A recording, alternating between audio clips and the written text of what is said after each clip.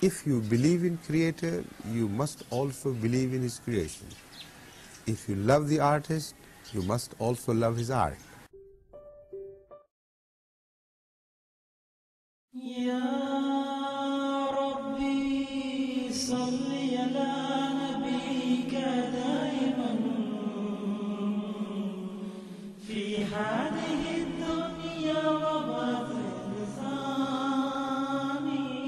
Er sagt, ja, weißt du, wer ist Ali? Ich sage, nee. Er sagt, Ali ist durch sein Schwert ist Islam auf die Beine gekommen. Durch sein Schwert sind diese Araber alle Muslim geworden. Ohne Schwert von Ali und ohne diese Kämpfe von Ali wäre kein anderer außer Ali und Mohammed und seine Familie Muslim geworden. Das heißt, wir sind alle mit Schwert geworden Muslim. Das heißt, wir sind alle mit Schwert geworden Muslim. Das heißt, wir sind alle mit Schwert geworden Muslim. Mit Schwert von Imam Ali a.s. Der Sohn von dem, der diese Menschen so lange gehauen hatte, bis sie gesagt haben, Ashhadu an la ilaha illallah, Ashhadu anna Muhammadan Rasulullah. Der Sohn von dem, der diese Menschen so lange gehauen hatte, bis sie gesagt haben, Ashhadu an la ilaha illallah, Ashhadu anna Muhammadan Rasulullah. Der Sohn von dem, der diese Menschen so lange gehauen hatte, bis sie gesagt haben, Ashhadu an la ilaha illallah, Ashhadu anna Muhammadan Rasulullah.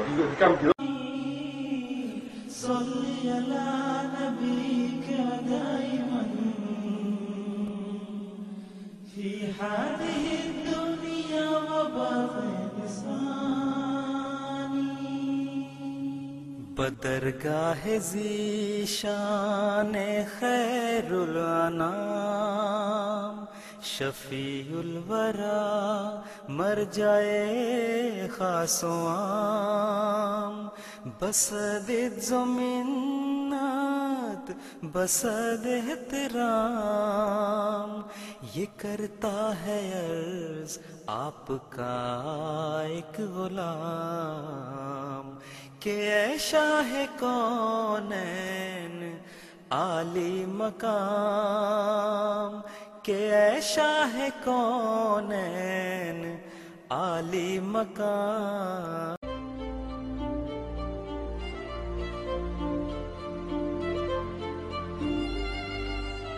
बरादरी कितनी अजीम है ये, कभी दुनिया में ऐसा वाकया हुआ है? कभी हुआ है ये वाकया?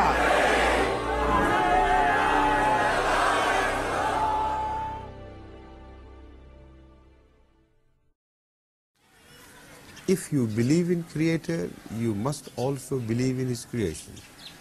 If you love the artist, you must also love his art.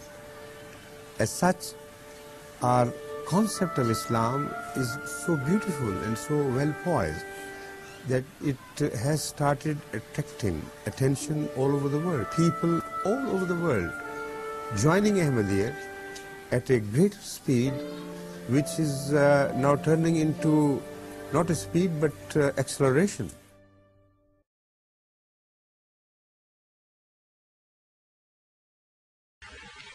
As far as Islam goes, the early history is very clear.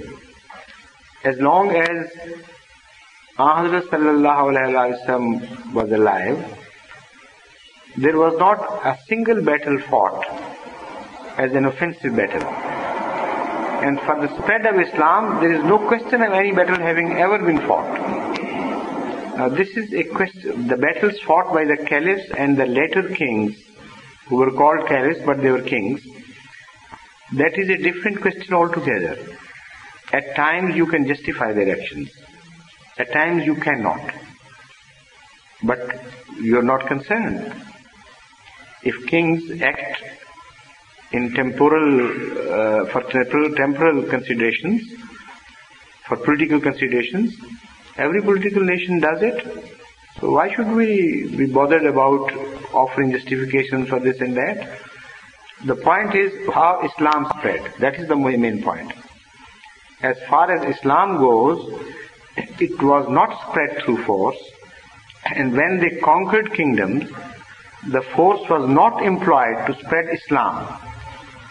Even unjustly, as some historians would say, when they fought battles with other nations, Islam was never spread through force.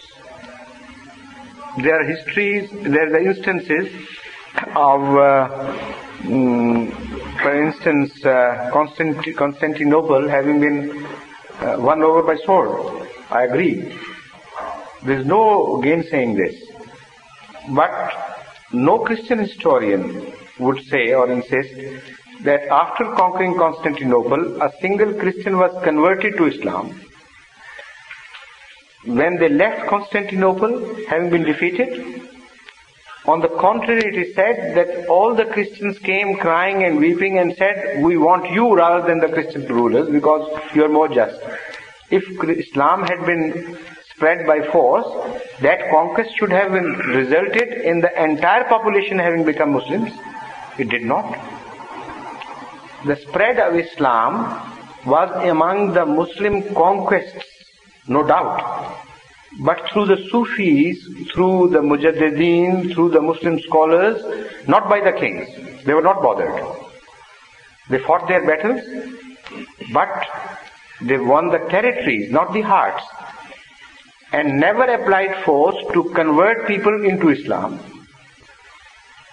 If I can refer you to a book recently published by a Christian scholar, giving the history of spread of Islam and giving the population numbers at various stages.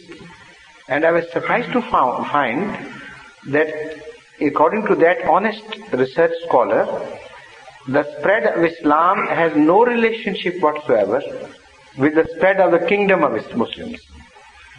They are two separate channels running sometimes side by side, sometimes in different directions.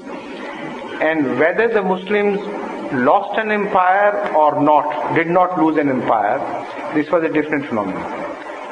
And it was a phenomena to be observed equally in those regions as well, where Muslim sword never reached and was never employed.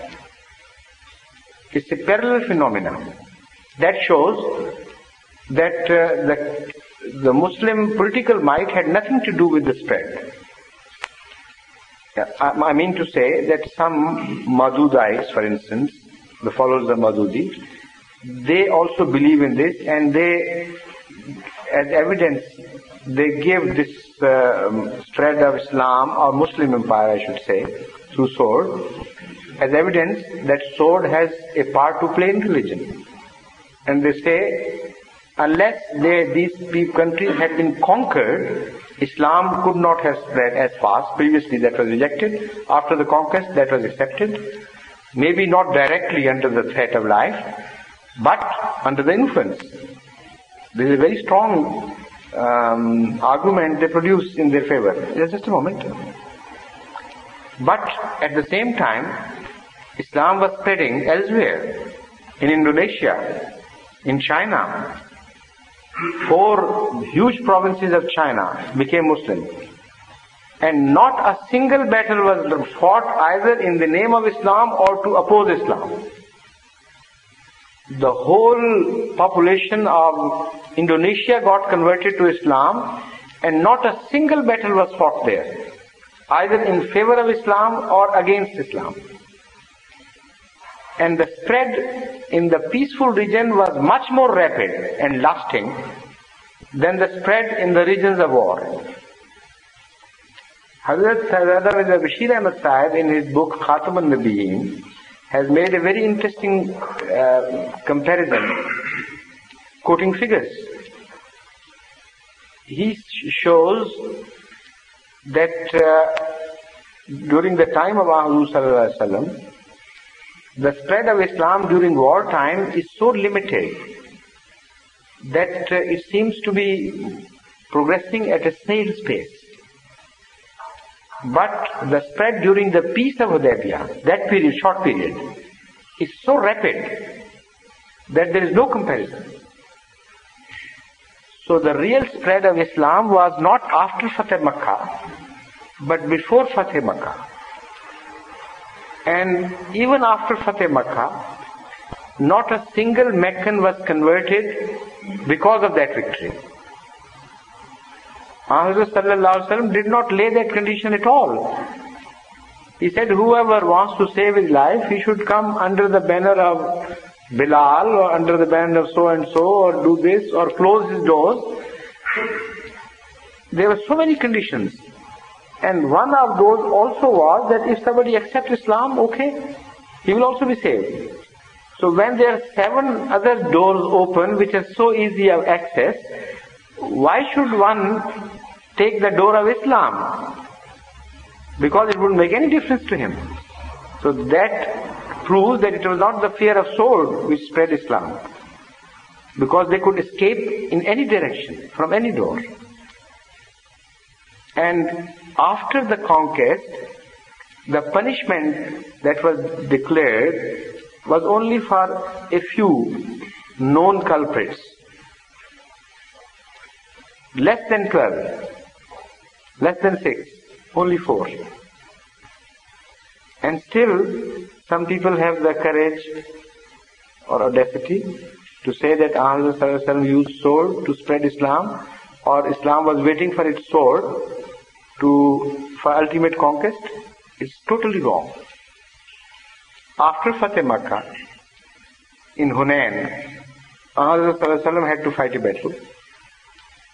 And on way back also he had to fight battle with Banu Ghatfan, he had to fight a battle. Yet he released all the prisoners of war without asking a single one to get converted to Islam. Without condition, totally they were released, and because of the tribe being related to Hatem Tai. Look at him, at his grandeur. What he said was that Hatem Tai was so generous and so beneficent in his character that a lot of benefit flowed from him to the needy. So in memory of his kindness and good acts, I released my prisoners without any ransom, anything. The entire Muslim army released their prisoners without any ransom. And not a single person was converted to Islam because of that conquest. So that is the true religion at the sources, at the fountainhead. You can't compare religion after it has got distorted and mixed with other impurities and then you start attributing things to religion, while it is a distorted religion, not the true religion. True religion can only be understood at sources.